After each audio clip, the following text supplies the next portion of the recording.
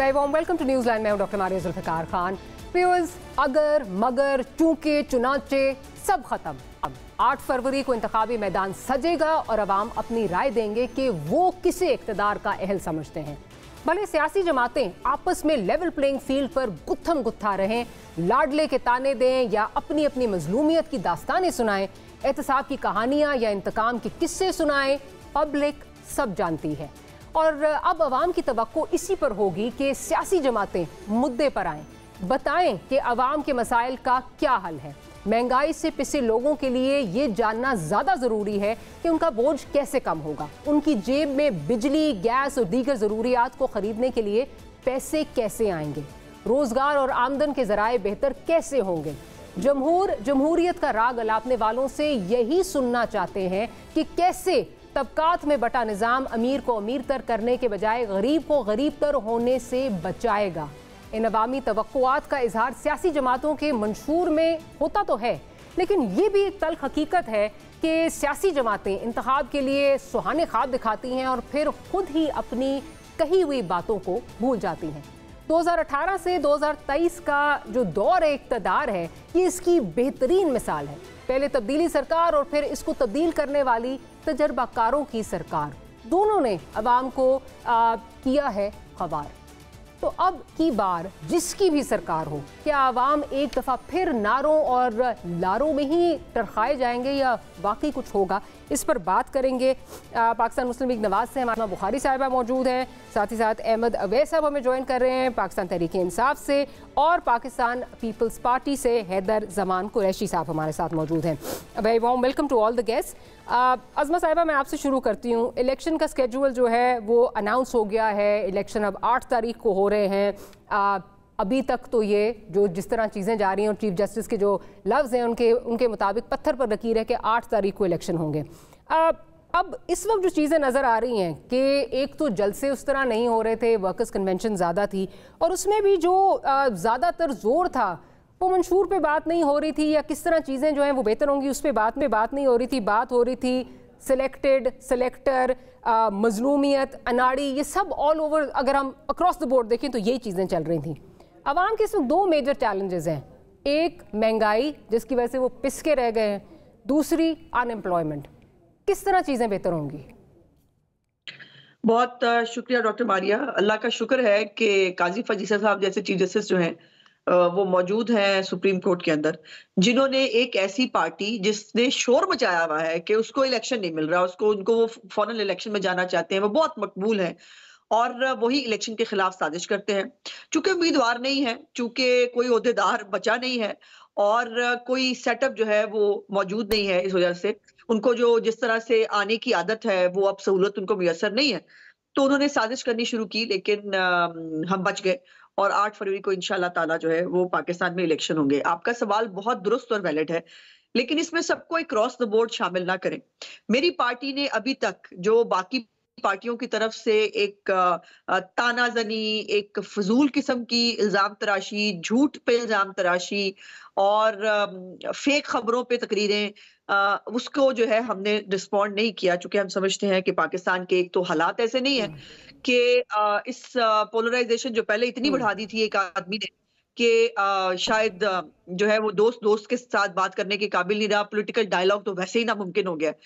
और इसको हमें मुल्क को जो है जिन मसाइल का आपने जिक्र किया, बिल्कुल जो मुआशी हालत है वो सबसे बड़ा चैलेंज है, बल्कि इसके ऊपर हमें आप सबसे जो है वो सुनना भी पड़ता है। आप अपने नजरिए से बदल गए हैं, आप अपने बयानिए से बदल गए हैं। पहले कहें कि आप पहले आके जनरल बाजवा को और जनरल फैज हमीद को जो है आप ठिकाने लगा देंगे।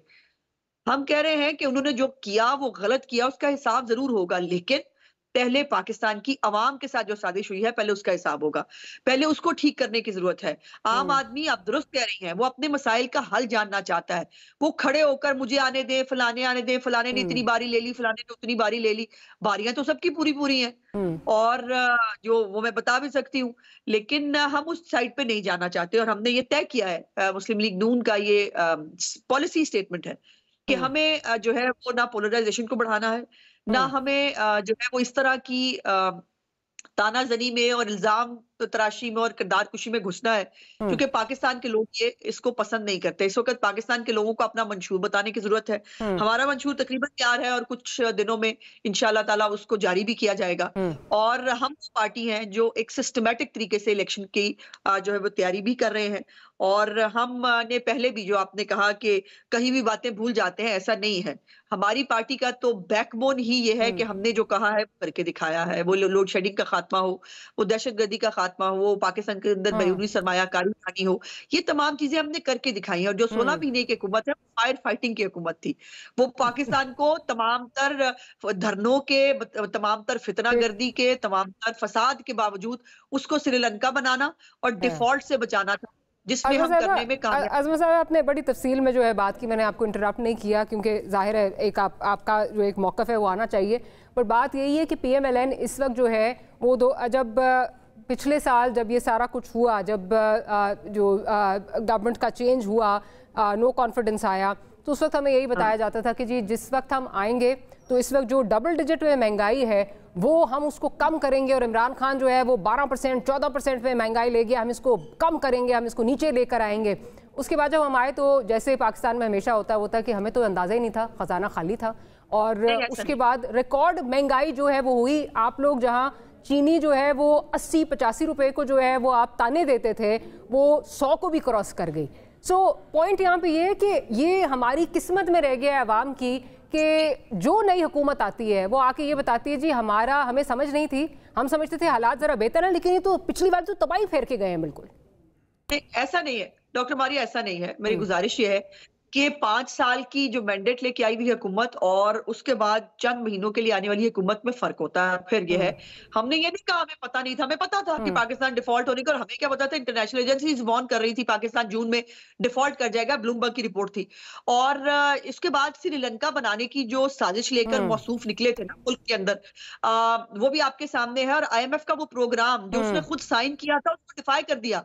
उसके बाद बकायदा अपने वुज़राए खजाना से लेटर लिखवाए गए IMF को। आपकी बात सारी ठीक है, लेकिन अज़मा साहिबा इस वक्त reality of things is, reality stands के जो आप वादे करके आए थे कि हम आएंगे, मुझे अच्छी तरह याद है आपके सब लोग जो हैं वो आके कहते थे अगर हम महंगाई कम नहीं कर सकेंगे तो जिधर है उससे आगे नहीं जाएगी। एक लाइन ऐड कर दूं, हमें नहीं पता था ये मुल्क दुश्मनी पे उतर आएगा वो शख्स जिसको जो है वो इस मुल्क ने इज्जत दी। हमें नहीं मालूम था कि अपनी लॉबियस्ट फर्म्स के जरिए पाकिस्तान को जो है वो बदनाम किया जाएगा, कहा जाएगा इसके पैसे रोक ले। यहाँ तो सलाम जदगान को अगले ने पैसे देने से रोक दिया था। उसने पूरी कैंपेन चलाई कि पाकिस्तान के सलाम जदगान को पैसे न भेजे। मैं जरा हैदर जमान कुरैशी साहब की तरफ भी चलती हूँ। कुरैशी साहब, मुझे ये बताइए कि आप किस तरह जो है, बिकॉज सिलेक्टेड के नारे आजकल हम सुन रहे हैं कि किस तरह जो है लेवल प्लेइंग फील्ड सिर्फ एक पार्टी के लिए जो है वो बिछाई जा रही है। आपके जो चेयरमैन हैं वो हर अपने जलसे में ये गिनवाते हुए थकते नहीं हैं कि किस तरह मियाँ साहब को वोट को इज्जत दो के नारे पर जो है वो रहना चाहिए। लेकिन हमें नहीं समझ आ रही कि जो ये इस वक्त दरीना मसाइल हैं, अवाम इंटरेस्टेड नहीं है इस वक्त कि कौन सिलेक्टेड है, कौन इलेक्टेड है, क्या, बिकॉज इस वक्त उनके मसाइल इतने हैं कि उनको समझ नहीं आ रही कि आटा, चीनी, रोज़मर्रा की अशियात जो है वो उनकी दस्तरस से बाहर जाती जा रही हैं। आप किस तरह ये करेंगे, considering you were also part of PDM, you could not deliver in 16 months? बिस्मिल्लाहिर्रहमानिर्रहीम, बहुत शुक्रिया डॉक्टर साहिबा। बिल्कुल हमने ही सबसे पहले ये बात की और लाडला कह लें, लेवल प्लेइंग फील्ड की बात कर लें। हम तमाम जमातों के लिए एक इंक्लूसिव इलेक्शंस मांग रहे थे। इसमें एक जमात को अगर प्रेफरेंस मिल रही है और एक को पाबंद सलासिल किया जा रहा है तो we stand on our legacy of being a democratic party. माजी में भी 2018 में भी गलत हुआ, आज भी गलत हो रहा है, ये हमारी स्टेटेड पोजीशन है।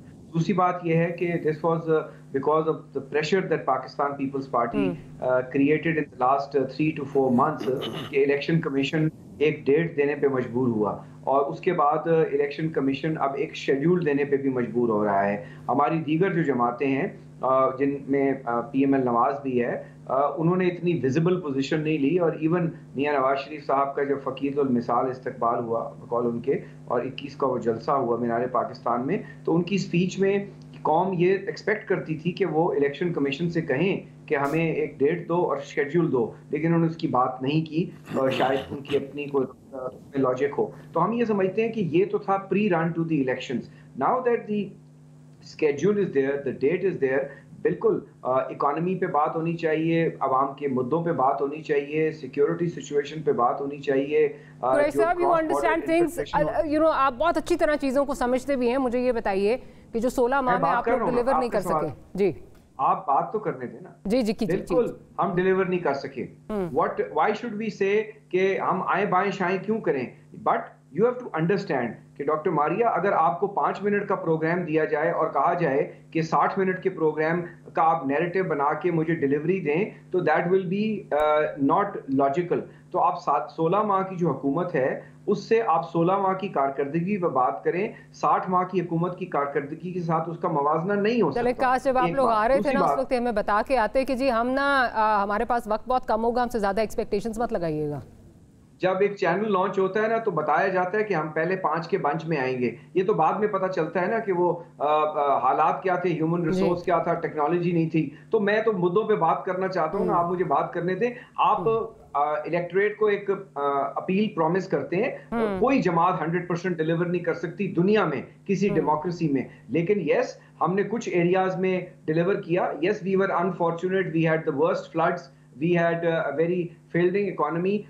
3.5 साल की गवर्नेंस का नतीजा ये था कि आप प्रैक्टिकली डिफॉल्ट कर गए थे। आज ये बात करनी आसान है, ठीक है महंगाई थी और महंगाई उसके बाद बढ़ी है, लेकिन अब आहिस्ता आहिस्ता उन रिफॉर्म्स की वजह से, चाहे केयरटेकर गवर्नमेंट है, उन्होंने इसको कैरी फॉरवर्ड किया, चीजें बेहतरी की तरफ जा रही हैं और इंशाल्लाह जो भी इलेक्टेड गवर्नमेंट आएगी उसको एक बेहतर और एक स्टेबल इकोनॉमी मिलेगी, जिसमें let's hope in the coming days हमें प्रॉपर कोई मंशूर पता चले कि कैसे करेंगे। पगड़ियां नहीं उछाली, ठीक, मैं सुन लिया कंप्लीट फेलियर नहीं, विद ऑल ड्यू रिस्पेक्ट, लोग इस वक्त नहीं ये सुनना चाहते। लोग ये सुनना चाहते हैं कि मैं बिजली मेरी सस्ती कैसे होगी, मेरी जो है वो आटा रोटी चीनी किस तरह जो है वो सस्ती होगी। बिजली जो है तो 15-20 साल से उसका प्रॉब्लम है। चले मैं ये बात कर रही हूँ ना, तो ये हल नहीं कर सकती, तो बस ठीक है, बेहतरी की तरफ आपको जाना है। बिजली सस्ती होगी, टैक्स भी देना चाहिए लोगों को, आटा भी सस्ता बड़ी अच्छी चीज है, बिल्कुल आप ठीक कह रहे हैं, बड़ी अच्छी चीज है, लेकिन ये स्ट्रक्चरल रिफॉर्म्स हैं, ये बिल्कुल स्ट्रक्चरल रिफॉर्म्स है, स्ट्रक्चरल रिफॉर्म्स के लिए। लेकिन कोई भी जो है वो पहल नहीं करता, क्योंकि अपने वोट बैंक जो है ना वो उससे हर्ट होते हैं। मैं जरा इसी चीज को आगे लेके जाती हूँ अहमद अवैस साहब की जानिब। अहमद अवैस साहब, बड़ी अच्छी बात की कुरैशी साहब ने कि ये चीज़ें ओवरनाइट ठीक नहीं होंगी, कोई एक हुकूमत ठीक नहीं कर सकती, स्ट्रक्चरल रिफॉर्म्स हैं जो करने पड़ेंगे। आपको जब 2018 में जो है लोगों ने वोट दिया था, तो उस वक्त आपके इन्हीं नारों पर दिया था कि जी हम आकर जो है वो माफियाज के खिलाफ लड़ेंगे, हम आके स्ट्रक्चरल रिफॉर्म्स करेंगे, ब्यूरोक्रेसी को बदल देंगे। ठीक है, आप अगर रिजीम चेंज का जो है वो हवाला देंगे दैट असाइड 2022 तक, लेकिन आपने तो उस सिमत का जो है वो तयन भी नहीं किया जिनकी बेसिस पे आप आए थे, उन स्ट्रक्चरल रिफॉर्म्स या जो भी सारी चीजें, उसकी मतलब वो पहला कदम भी नहीं लिया गया। बिस्मिल्लाहिर्रहमानिर्रहीम। मेरे ख्याल में ये एक प्रोपेगेंडा है, इट्स अ फॉल्स प्रोपेगेंडा जो ये पीटीआई के ख़िलाफ़ और चेयरमैन के ख़िलाफ़ किया गया है। मैं आपको हकीकत बता दूं, और जो रिकॉर्ड से आप चेक कर सकते हैं from the state bank record, कि पीटीआई के ज़माने में फॉरेन एक्सचेंज रिजर्व जो है वो एवर हाईएस्ट था, $28 बिलियन कमर्शियल बैंक्स भी डाल लीजिए हिस्ट्री ऑफ पाकिस्तान। नहीं, मैं स्टेट बैंक की बात कर रहा हूँ। इसके अलावा आप दूसरी तरफ देखिए, कोविड का ज़माना आ गया। कोविड के पीरियड में पीटीआई ने बाकायदा जो लोग डेली वेजेस पे थे और उनके काम बंद थे, उनको 12,000 रुपया पर पर्सन जो है वो उनको दिया भी, बिलियंस में ये पैसा दिया गया। इसके बावजूद 2021 के अंदर पाकिस्तान की एक्सपोर्ट जो है वो एवर हाईएस्ट थी, $37 बिलियन की। ये स्टेट बैंक के रिकॉर्ड से आप चेक कीजिए। ये तो और इसके बावजूद ये किया, इसको फॉलो किया थोड़ा सा उसने, शहबाज शरीफ ने, कि जी उन्होंने दिया तो मैं भी आटा तकसीम करूं। इन्होंने आटा तकसीम किया और 20 बिलियन रुपीस का उसमें घपला कर गए आटे का। ये शायद खाकान अब्बासी साहब ने ऑन रिकॉर्ड है उनकी स्टेटमेंट। और इसी तरह से जो चीनी का रेट था थ्रू आउट पीटीआई की हुकूमत में, वो 70 रुपए से ऊपर नहीं गया था। सर क्या बात कर रहे हैं, उस रेट को सर क्या बात कर रहे हैं, 70 फ्यूल क्राइसिस चीनी का रेट 70 से कब ऊपर नहीं गया था सर? मैं आपको एक बात और बता दूं जी, प्रॉब्लम जो है एक मुझे बात करने नहीं, प्रॉब्लम जो है असल में प्रॉब्लम जो है हमारे यहाँ पे प्रॉब्लम सियासत में जो टर्न कोर्ट्स है ना टर्न कोर्ट्स ने आके तबाह की है, जो अपनी लॉयल्टीज को ओवरनाइट तब्दील करते हैं। और मसलन ये हमारी मोहतरमा उस्मा बुखारी ये जब पीपल पार्टी में थी तो रोजाना सुबह शाम कहती थी नवाज शरीफ के ऊपर गद्दारी का मुकदमा चलाओ इंडिया के खिलाफ। अब ये टर्न आउट करके जब पीपल पार्टी से इधर आ गई, अब वो सुबह शाम उनके कसीदे बोलती हैं और फॉल्स स्टेटमेंट देती हैं। इसी तरह से आप देखिए ये सूरत हाल हमें ये जहां से निकलना पड़ेगा। हमें नेशनल इंटरेस्ट में सियासत को एक लिक्विडेटिव बिजनेस मत बनाएं, बल्कि गरीब आवाम के लिए जहां पे परसेंटेज जो है गुर्बत के बिलो पॉवर्टी लाइन की परसेंटेज बहुत ऊपर चली जा चुकी है, बहुत बढ़ गई है, उसको सीधा करने के लिए, उसको बेहतर बनाने के लिए हमें मिलके काम करना चाहिए। कुछ बड़े पॉलिसी और प्रोजेक्ट्स के ऊपर सारी पॉलिटिकल पार्टीज। बिल्कुल सही है। एक जरा अगर मुझे इजाजत अगर दें, बिल्कुल करना चाहिए। I agree with you 100%। But जिस वक्त चार्टर ऑफ इकोनॉमी की बात की गई तो आप लोगों की तरफ से ताने मिले कि जी ये तो इस वक्त जो है वो एनआरओ मांग रहे हैं। मुझे इजाज़त दीजिएगा, आपने टर्न कोर्ट्स की बात की, ठीक है, अज़मा साहिबा ने अपनी पार्टी चेंज की है। परवेज खटक साहब के बारे में क्या कहेंगे? अज़मा साहब इजाज़त दीजिए ज़रा, परवेज खटक साहब के बारे में क्या कहेंगे? उसके बाद फवाद चौधरी साहब के बारे में क्या कहेंगे? जहांगीर खान तरीन साहब के बारे में क्या कहेंगे? अलीम खान साहब के बारे में क्या कहेंगे? सर ये वो लोग हैं जो आपकी पार्टी के गोल्डन ब्लू आइड्स थे सर, ब्लू आइड्स थे। फिर माजरत के साथ मैं नहीं चाहती थी कि ये ना जो है ये ही सेड शी सेड वाला जो है। सर इजाजत दीजिए सर प्लीज इजाजत दीजिए सर अलाउ मी मैंने पूछा सर, मैं मंशूर की बात कर रही थी मैंने पूछा ब्यूरोक्रेसी में आपने कौन से रिफॉर्म्स लाए, वो बेचारे डॉक्टर इशरत उनको काम करने से रोक दिया गया। फिर बात की गई जी एमनेस्टी स्कीम कभी नहीं दूंगा, एमनेस्टी जो है वो चोरों को दी जाती है, कितनी एमनेस्टीज आपने दी। माफियाज की जो है वो बात की गई, माफिया बाद में आप ही उनको माफिया कहते रहे, वो चीनी माफिया, वो आटा माफिया, वो सारे माफिया, ठीक है। पंजाब पुलिस के साथ क्या हुआ, एक जो अफसर थे उन्होंने खान साहब के खानदान से लोग मुंसलिक थे जो आजकल उनके भी तेवर बदले में हैं, उनको रोक लिया। तो गोंदल साहब के साथ क्या हुआ, बेचारों को पोस्टिंग ही नहीं मिल रही थी, ठीक है। तो सर बात यह है कि जो भी पार्टी आती है ना, वो हमें तो ये लगता है कि it's an old wine in a new bottle, that's it. और पीटीआई तो टर्न कोर्ट्स से भरी हुई थी, बिल्कुल इसी तरह की चीजें चल रही थी। अज़मा साहिबा की तरफ चलती हैं। अज़मा साहिबा आप कुछ कहना चाह रही थी? देखिए, मैं चाहती हूं कि मैं जो है वो मैं अभी भी इज्जत एहतराम से बात करना चाहती हूँ, चूंकि बुजुर्ग है मेरे। लेकिन अजीब बात यह है कि ना तो कोई तजर्बा ना बुजुर्गी, शायद मेरा ख्याल है कि वो जब आप पीटीआई में जाते हैं तो वो गायब हो जाती है। मौसूफ को मालूम है, वकील है वैसे तो कहने को, इनको पता टर्न कोर्ट्स क्या होते हैं, इनको डेफिनेशन पता है टर्न कोर्ट्स की क्या होती है। मैंने पीपल्स पार्टी से रिजाइन किया इलेक्शन से पहले, और मैंने इलेक्शंस जो है उससे पहले अपने लिए नई पार्टी का इंतखाब किया, जो मेरा हक है, मुझे उससे कोई छीन नहीं सकता। मैं तो जहां भी हूं मैं ठीक हूं। मौसूफ अपनी तरफ देखे कि वो कहां है। अभी फेक खबर के ऊपर उन्होंने तबसरा फरमा दिया, पता नहीं इनको वो जो व्हाट्सएप पे आता है उसको चेक करने की भी कोई जो है वो जरूरत महसूस नहीं करते, ना मुसद्दका बात करनी है, बस चूंकि बुला लिया गया है तो बात कर लेंगे। वो उस जो शागिद खकान वाली बात थी, वो आपको पता ही है, वो पार्टी छोड़ने के लिए तैयार बैठे हैं, उनको पहली प्रॉब्लम था। उसके ऊपर बाकायदा ऑडिट हुआ और ऑडिट होने के बाद उनके इल्जामात गलत साबित हुए। तो ये जो एक कहने को आप वकील हो, आप बुजुर्ग भी हो, लेकिन आप बैठकर मिस स्टेटमेंट्स दें, आप गलत फेक खबरों पे प्रोपेगेंडा आप करें, तो फिर इसके ऊपर मैं क्या ही कहूं। मैं तो जहां हूं ठीक हूं, मैं तो कहीं ना कहीं हूं। अब लोग अपना देख लें कि वो कहां है और जो है वो उनकी अपनी जगह क्या है जिस पार्टी को वो ओन करते हैं। तो बराए मेहरबानी मेरी फिक्र से बाहर आ जाए। मेरी तकलीफ और मेरी फिक्र करने की आपको जरूरत नहीं है, मैं अपनी फिक्र करने के लिए काफी हूँ।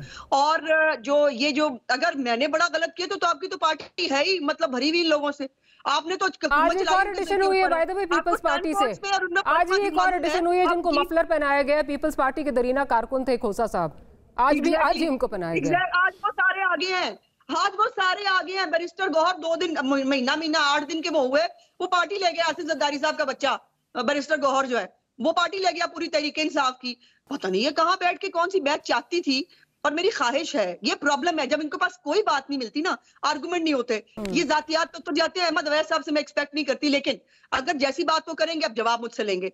जहां तक यहाँ पर लोग जो है ना, वो तमाशा करने के लिए और पिट स्यापा करने के लिए जो है आपका प्रोग्राम नहीं देखना चाहते, वो देखना चाहते हैं अब इलेक्शंस के अंदर कि आप उनके लिए क्या करने वाले हैं। अब क्योंकि प्रोग्राम कोई नहीं, उम्मीदवार कोई नहीं, इनके पास जो है वो ग्राउंड पर रियलिटी जो है वो इनको रियलिटी चेक मिल गया, और फितना फसाद हमें बताएगा कि जमहूरियत क्या होती है। मुझे हैदर की एक बात पे, सिर्फ एक बात पे इतराज हुआ कि वो कह रहे हैं हम चाहते हैं कि वो अरेस्ट है उसको बाहर। हैदर कैसे निकाला जा सकता है एक फितने को जो इस मुल्क में आग लगाने का, एक इदारे में बगावत कराने का मुर्तकब जो है वो पाया गया हो, जिसने साजिश की हो, क्या अरेस्ट को बाहर निकालें किया जाए? नहीं कर सकती। इसलिए जिन्होंने, जो इस मुल्क में सियासतदान है वो सियासत करेंगे, जो दहशतगर्द है उनको अपना दहशतगर्दी विंग बंद भी करना पड़ेगा, और उनको जो है वो उनको सियासत से लैदा भी करना पड़ेगा। तालिबान में उन्हें कोई फर्क नहीं, तालिबान भी GHQ पे हमला करे तो वो दहशतगर्दी है। हैदर साहब कुछ जरा अपनी क्लैरिटी देना चाह रहे हो, कह रहे हैं मैंने ये बात नहीं की कि उनको बाहर निकालें। जी हैदर साहब, अगर आप रिस्पॉन्ड करना चाहें। मैंने ये बात नहीं की कि जो अरेस्टेड हैं या पाबंद सलासत हैं या दहशतगर्दी में है या कोर्ट्स में, उनको बाहर फौरन निकाल दिया जाए। वो तो अदालतों को काम है, हुकूमत का काम तो नहीं है। मैंने ये कहा है कि एक इंक्लूसिव इलेक्शन का मतलब होता है where everybody, all political workers are free to progress, सबको इजाजत हो, एक फ्री एनवायरनमेंट। दहशतगर्द इलेक्शन में हिस्सा कैसे ले सकते हैं मुझे बताओ? तालिबान को भी इलेक्शन लड़वा दी, मैं किसी एक खास बंदे को बाहर, सारी जमात तो दहशतगर्द नहीं होती ना, आप भी मुश्किलात से गुजरी हैं, बाकी आप अपनी बात मुकम्मल करें।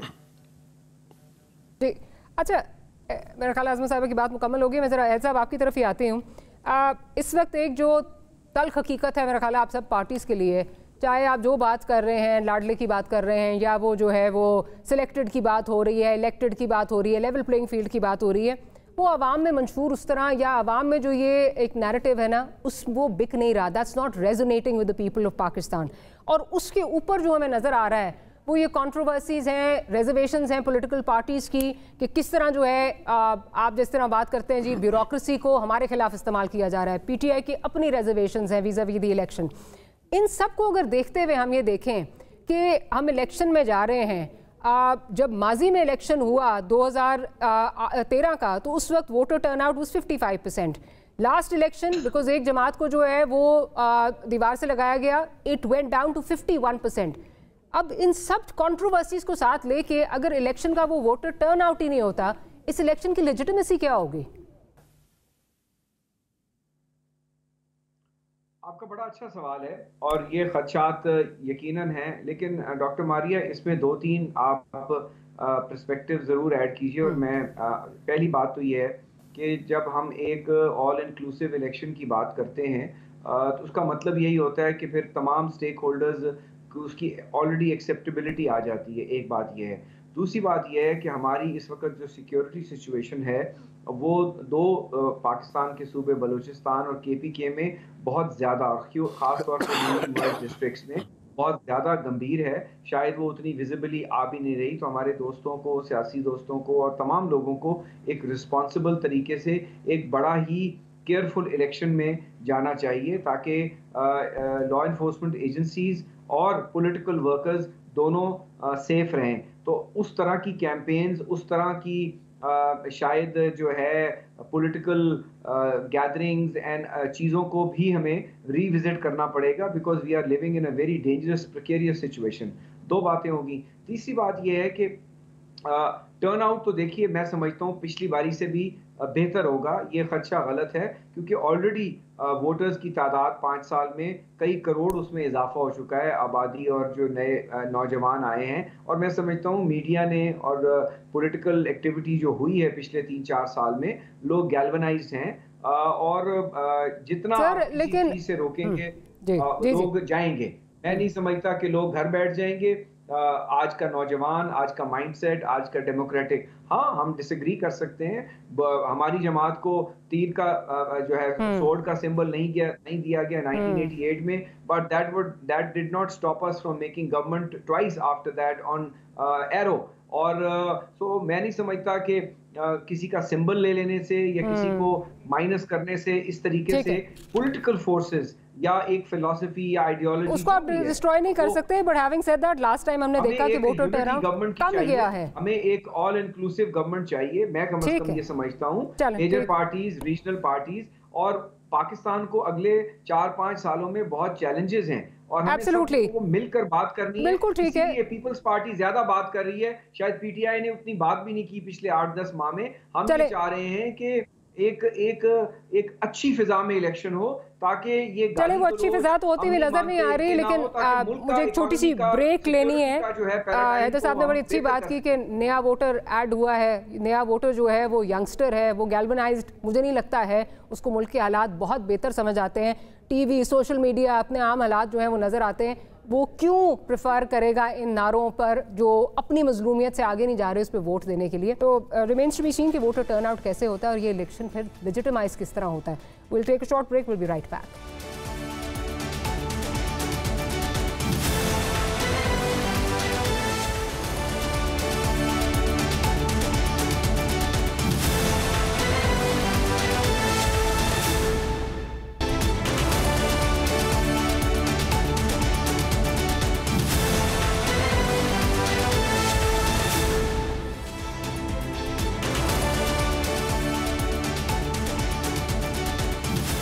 Welcome back after the break. Ahmad Awais साहब की जानिब जाऊंगी। अहमद अवैस साहब, क्या इस मौजूदा जो हालात हैं जहां पॉलिटिकल पार्टीज़ की अपनी रिजर्वेशंस हैं और बड़ी स्ट्रॉन्ग किस्म की रिजर्वेशंस हैं, जिस किस्म के माहौल से हम गुजर रहे हैं इन कॉन्ट्रोवर्सीज़ के साथ, क्या इस वक्त फ़कत सिर्फ इलेक्शन कराना ही जो है वो एक ज़रूरी चीज़ है और वो एक वो टिक मार्क है, एक आईनी जिम्मेदारी है, इसको हमने टिक मार्क करना है? क्योंकि जो चीज़ हम हासिल करना चाहते हैं, जो हमारा एम है कि इसके बाद वो पॉलिटिकल स्टेबिलिटी आए, ये पोलराइजेशन खत्म हो, वो तो होती हुई नजर नहीं आ रही है। देखिए, ये प्रोसेस से हो गया ना, एक दफ़ा स्टेगनेंसी क्रिएट हो गई है ना। आप देखिए, एक लंबे अरसे से जिस अंदाज में मामलात चल रहे हैं और किसी ने कभी पॉलिसी मेकिंग के ऊपर, प्रोजेक्ट मेकिंग के ऊपर कोई काम नहीं हुआ और एक दूसरे के ऊपर दुश्मन दराजी के अलावा हम उससे आगे नहीं बढ़ सके, तो ये पोलराइजेशन को कम करने के लिए इंतहाई ज़रूरी है कि हम अपने अंदर पॉलिटिकल पार्टीज़ भी थोड़ा सा मैच्योरिटी पैदा करें। इनको राउंड टेबल करनी चाहिए, कोई हर्ज नहीं है। इलेक्शन के दौरान में बैठ के भी राउंड टेबल करें, बैठें और एक कोड ऑफ कंडक्ट अपने तौर के ऊपर भूल जाएं। मुल्क के कानून को और आइन तो बालादस्ती है, आइन के तहत ही सारा निज़ाम चलेगा, लेकिन अपने अंदर एक तय कर लें कि हमने ये इन कोड ऑफ कंडक्ट से आगे पीछे नहीं होना, ताकि हम एक अच्छे अंदाज के अंदर उस पोलराइजेशन से भी बाहर निकल आएँ और एक इलेक्शन के प्रोसेस को एक अच्छे अंदाज के अंदर, जिसके अंदर रिगिंग के चांसेस को भी मिनिमाइज़ करें और ये तय कर लें कि जो पार्टी जो है फेयर इलेक्शन की बुनियाद के ऊपर जो जीत जाती है, 5 साल का मैंडेट उसका बड़ा क्लियर होगा और कोई उसको तंग ना करे। और ये जमहूरियत का जो सही हुस्न तो यही है ना, वो एटीट्यूड है। अगर उस एटीट्यूड को हम अपनाएंगे तो फिर हम आगे स्टेप फॉरवर्ड जो है हमारे चलेंगे। और अगर हम एक दूसरे के ऊपर स्कोर विनिंग पोजीशन में ही रहेंगे और अपने आप को ज़्यादा ताकतवर बनाने के लिए किसी ताकतवर का सहारा लेने की कोशिश करेंगे, तो फिर हमारे हालात जो हैं और ख़राब हो जाएंगे, मखदूश हो जाएंगे। वैसे आपने बहुत अच्छी पकड़ा देंगे तो फिर तो अल्लाह जानता है कि वो निज़ाम किस तरह से ठीक होगा। आपने बहुत अच्छी और पॉजिटिव चीजें कही हैं, बट मेरा सवाल ये है, मिनिमम पॉलिटिकल एजेंडा होना चाहिए, बिल्कुल आप ठीक कह रहे हैं, पर मेरा सवाल ये है कि क्या ये आपकी इनफरादी राय है? Because history tells us and recent past, I won't say history, recent past tells us कि इतने इम्पोर्टेंट मरहले पर जब कश्मीर का इशू था, उस वक्त भी former prime minister Imran Khan साहब ने अपोजिशन के साथ बैठना गवारा नहीं किया। उसके बाद आप ये देख लीजिए, मैं जो अभी चार्टर ऑफ इकोनॉमी की बात कर रही थी, उस वक्त भी बैठना गवारा नहीं किया। ये चीज़ें माजरत के साथ अपोजिशन में बैठ के बड़ी अच्छी लगती हैं कि मिनिमम पॉइंट एजेंडा जो है वो हमें तय कर लेना चाहिए, लेकिन ये अमलन होता हुआ नज़र नहीं आ रहा। और ये अभी से नज़र आ रहा है कि आप मुझे ये गारंटी दे सकते हैं कि लेट्स सपोज टुडे ये चार्टर डिसाइड भी हो जाता है, ये कि राउंड टेबल हो भी जाती है, उसके बाद अगर PMLN जो है वो जीत जाती है या पीपल्स पार्टी जीत जाती है तो आपकी जमात जो है वो सड़कों पर नहीं होगी, वो एहतजाज नहीं करेगी, वो इलेक्शन को कबूल कर लेगी। क्या आपकी अपनी पार्टी में ये इस वक्त ये हमआंगी है या आप में आ गई ये चीज? इक्वल मैं आपको बताऊं, अगर तो लेवल प्लेइंग फील्ड जो है वो इक्वल मुहैया किए जाएंगे और डिस्क्रिमिनेशन को मिनिमाइज किया जाएगा और पकड़ धकड़ जो है, एक तरफ पकड़ धकड़ हो रही है, एक तरफ जलसों की इजाज़त दी जा रही है, इस प्रोसेस से हम बाहर निकलेंगे तो यकीनन फ़र्क पड़ेगा। और अगर ये नहीं पड़ेगा तो फिर इसका मतलब है कि फिर इलेक्शन नहीं है, फिर रिगिंग का प्री इलेक्शन रिगिंग भी है और पोस्ट इलेक्शन रिगिंग भी है, फिर तो चार्जेस लगेंगे यकीनन। ये तो हमें तय करना होगा और देखना होगा ये कि बैठ के हमें जो है जो लॉ इन्फोर्सिंग एजेंसीज का काम सिर्फ फैसिलिटेट करना होगा कि एक फेयरली हर वोटर को ये चांस मिले कि वो आए और अपना वोट डाल के चला जाए।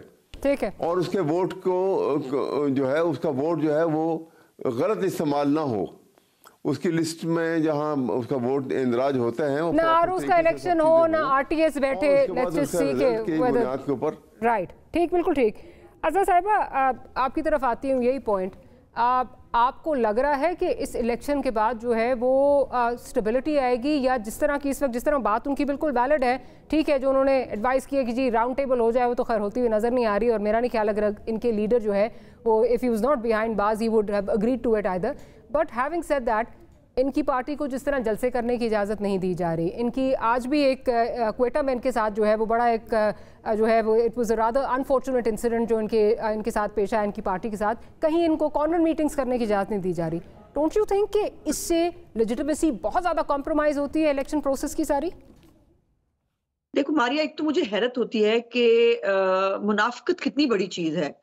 हम टीवी पे बैठ के वो बातें करते हैं जो हम खुद कर ही नहीं सकते, जो हम खुद प्रैक्टिस नहीं करते, हम वो भाषण दे रहे होते हैं बैठ के। मतलब ये कितनी मजे की बात है ना। लेकिन ये जो जहां तक आपके सवाल की बात है वो ये है कि देखो अगर तो पॉलिटिकल पार्टी की आड़ में अगर एक दहशतगर्द विंग जो है उसको दोबारा मुनज़्ज़म नहीं किया जा रहा, अभी जो केपी के अंदर आपने वो क्लिप्स भी देखे होंगे सोशल मीडिया के ऊपर जिसमें केपी के इनके कुछ कन्वेंशन हुए, उसके अंदर फिर से नौजवान जो है वो क्या जबान बोल रहे हैं, वो कह रहे हैं हम आग लगा देंगे, हम किसी को छोड़ेंगे नहीं, इमरान खान बस एक इशारा कर दे। वो अब एक नई प्लानिंग है और आप इनके बहुत सारे लीडर जो बाकी लीडर है पार्टी की, जिनको पार्टी भी ओन करती है, वो 1971 की जो है वो मिसालें देती है कि 1971 में जो है वो ये हो गया था, मुल्क दो टुकड़े हो गया था।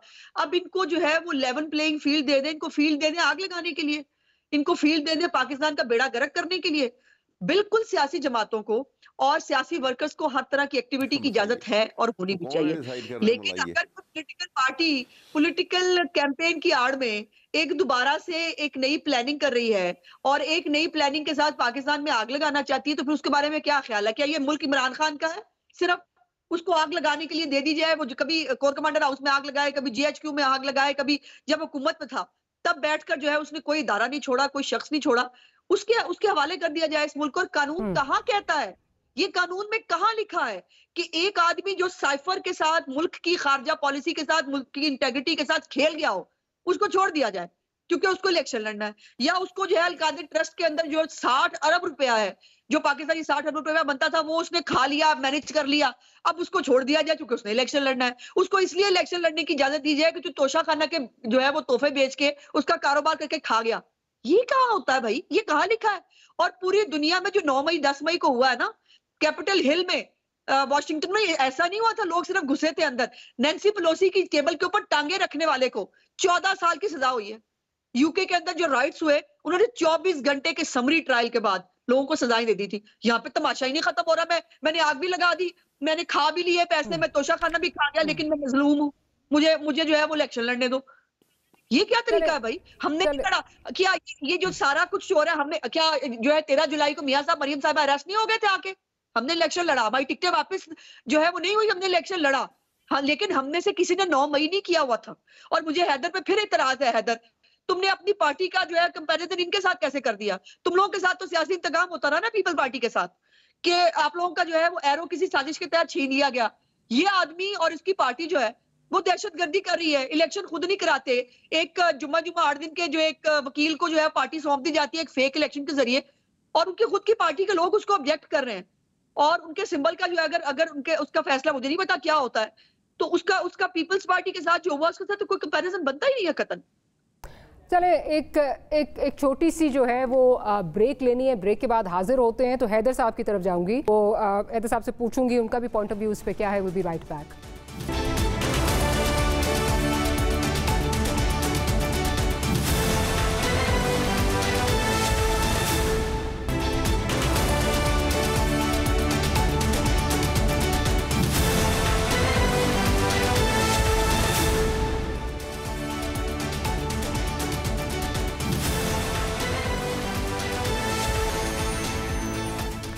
Welcome back after the break.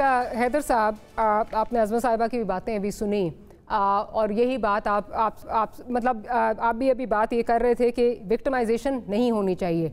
चलें, अज़मा साहिबा का पॉइंट ऑफ व्यू अपनी जगह, बट सारे तो इस जमात में जो है वो उस 9 मई में जो है वो इन्वॉल्व नहीं थे। सारे तो जो है ना उसके सहूलतकार थे, ना उसके जो है वो कोई फैसिलिटेटर्स थे।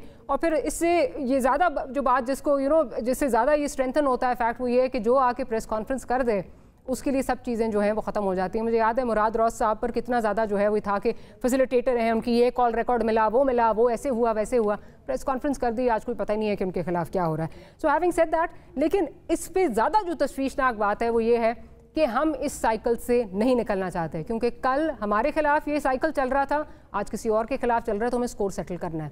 जब तक स्कोर सेटल होता रहेगा तो फिर हम किस तरह आगे बढ़ेंगे, किस तरह हम स्टेबिलिटी एक्सपेक्ट करेंगे? देखिए डॉक्टर मारिया, जरा मुझे थोड़ा टाइम दीजिएगा। पहली बात तो उज़मा का मैं ब्रीफली जवाब दे दूंगा, मेरे लिए बहुत काबिल एहतराम है। मैं कंपैरिजन नहीं कर रहा था, मैं एक एनालॉजी फ्रॉम द पास्ट दे रहा था और एक हिस्टोरिकल पर्सपेक्टिव की कि गो के हमारे साथ ज्यादतियां हुई, और वो आमिर का दौर था, और उसके बाद हमारा सिंबल लेके जो है हमें और सिंबल पे लड़ना पड़ा, लेकिन हमने सरवाइव किया बिकॉज हमारी आइडियोलॉजी हमारी बेसिस थी। मैं ये नहीं कह रहा कि आज जो तनाजुर है या जिसको कोई दहशतगर्द है तो आप उसको सिंबल ना दें और उसको भी लड़ने दें। आई थिंक थोड़ी सी मैं बात समझा नहीं पाया, मैं यही कह सकूंगा। मैं एक तनाजुर में बात कर रहा था। देखिए, मैं एक बुनियादी बात करता हूँ, अहमद अवैस साहब भी हमारे बड़े सीनियर बैठे हैं। व्हाट इज आर्टिकल 2183 की requirement? Free, fair and transparent election. इसका उर्दू तर्जमा ये है कि आजादाना, मुनसिफाना और शफाफ इंतखाबात। What do you mean by free? Where you are free to campaign, where freedom of expression है, फ्रीडम ऑफ मूवमेंट है, आपकी फंडामेंटल राइट्स हैं। What is fair? Fair is non-discriminatory, where everybody is getting the same treatment. And what is transparent? Transparent is it should seem to have been done. जिस तरह justice transparently होनी चाहिए, dispense होनी चाहिए, एक fair trial मिलना चाहिए। तो आप बातों को एक person specific शायद context में देख रहे हैं। अगर 1 करोड़ पार्टी को एक वोट मिला, मैं उनका कोई तर्जुमान नहीं हूं, तो क्या 1 करोड़ लोग ही सारे दहशतगर्द हैं? ऐसे नहीं होता। और मैं तो मुल्क के मफाद में, जमहूरियत के मफाद में, सिक्योरिटी के मफाद में, आप रेडिकल फोर्सेस भी यहाँ पे हैं। आपने कई फोर्सेस को बैन भी किया, 42 के 45 पार्टीज बैन भी हुई हैं माजी का, आप उठा के देखिए। तो जो आपकी कौमी सलामती के इदारे हैं वो समझते हैं, और आपकी अदलिया है, अगर आपने बैन करना है तो ओपनली बैन कर देना। अगर आपने किसी एक जमात को बैन नहीं करना तो फिर इन हथकंडों से फायदा नहीं होगा। आप इतना एक्सपेंस भी बेयर आउट करेंगे, इतना मुल्क एक बारी हिल जाता है जब इलेक्शन होता है, और उसके बाद भी एक क्वेश्चनेबल इलेक्शन हो, तो फिर कहाँ गई वो इकोनॉमिक स्टेबिलिटी, कहाँ गई वो ग्रोथ? और एक सिक्योरिटी पैराडाइम है। हमने SIFC का इनिशिएटिव लिया, आउटगोइंग गवर्नमेंट ने, उसके समरात अब आ रहे हैं। एक CPEC का इनिशिएटिव लिया गया, अब उसका फेज 2 होने जा रहा है। अगर हम आपस में लड़ते रहेंगे फॉर आवर स्मॉल पेटी गेन्स के, मेरे साथ हुआ तो अब इसके साथ ये करो, सबसे ज्यादा शायद पीपल्स पार्टी के साथ हुआ है। और मैं उस्मा को बता देना चाहता हूं कि जान देना, कि मैं मुल्क के लिए जान दूंगा, और मुल्क के लिए जान दे देना, इसमें जमीन आसमान का फर्क है। और हमारी क़यादत ने पाकिस्तान के लिए शहीदों में अपना नाम लिखवाया है। तो हमें, लेकिन उसके बावजूद पाकिस्तान खपे का नारा हम नहीं दिया ना। हमने अपनी पर्सनल स्पेसिफिक वेंडेटा से निकलकर लोगों को भी माफ किया और अल्लाह पे छोड़ा, और आपसे भी यही तवक्को करते हैं। लेकिन मैं ये कहना ये चाह रहा हूं कि हमें मुल्क का सोचना है। मुल्क है तो सियासत है, और हमने 4% ग्रोथ दे दी तो हमने 3 दे दी। भाई, ग्रोथ का जमाना चला गया। इस वक्त मुल्क को पहले बचाएं, संभालें, आगे लेकर चलें और एक मरहम रखें। हम क्यों, अगर माजी में गलती हुई है, गलत एक नैरेटिव इंडोक्ट्रिनेट कर दिया गया है हमारे यूथ को, हमारे पश्तूनों को, हमारे बलोचों को, तो हम सबको एक कदम आगे बढ़ाकर उनको गले लगाना है, उनको पैसिफाई भी करना है, समझाना भी है। और यहाँ यकीनन it's a carrot and stick approach.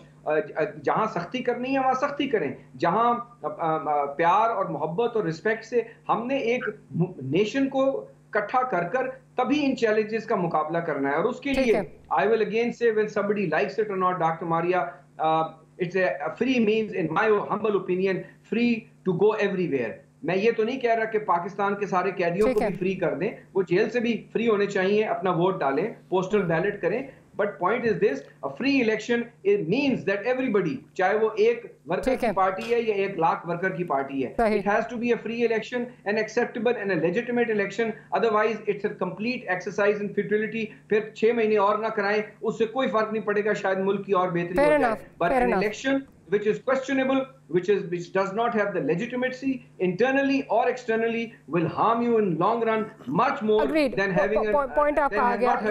बिल्कुल अहमद अवैस साहब, बिल्कुल कुरैशी साहब जो बात कर रहे हैं वो सही कह रहे हैं कि फ्री, फेयर, ट्रांसपेरेंट ये होने चाहिए इलेक्शन। अब आज की जो एक डेवलपमेंट है जिसका अभी मैंने थोड़ी देर पहले तस्करा भी किया, वो ये है कि लतीफ़ खोसा साहब ने आपकी पार्टी को ऑफिशियली जो है वो ज्वाइन कर लिया। पहले तो वो सपोर्ट कर थे, लेकिन ऑफिशियली आज जो ये अनाउंसमेंट हुई कि उन्होंने ज्वाइन कर लिया। कल तक आपके लोग जो हैं वो छोड़ कर जा रहे थे। जब से ये स्केड्यूल की अनाउंसमेंट हुई है उसके बाद खोसा साहब की ये ज्वाइनिंग, क्या आयु लिटिल कोई पुरुमीद है कि कुछ चीज़ें जो हैं शायद बेहतरी की तरफ जाएं, या जो वो पकड़ धकड़ का सिलसिला है जैसे बकौल बैरिस्टर गौहर साहब के कि चीफ इलेक्शन कमिश्नर ने उनको जो है वो एक तरह से ये गारंटी दी है कि एक दफ़ा अनाउंसमेंट होने दें, फिर वी विल इंश्योर कि लेवल प्लेइंग फील्ड सबको जो है वो मिले। देखिए बात यह है कि ये अच्छा हेल्दी साइन है, खोसा साहब ने एक पार्टी को ज्वाइन कर लिया।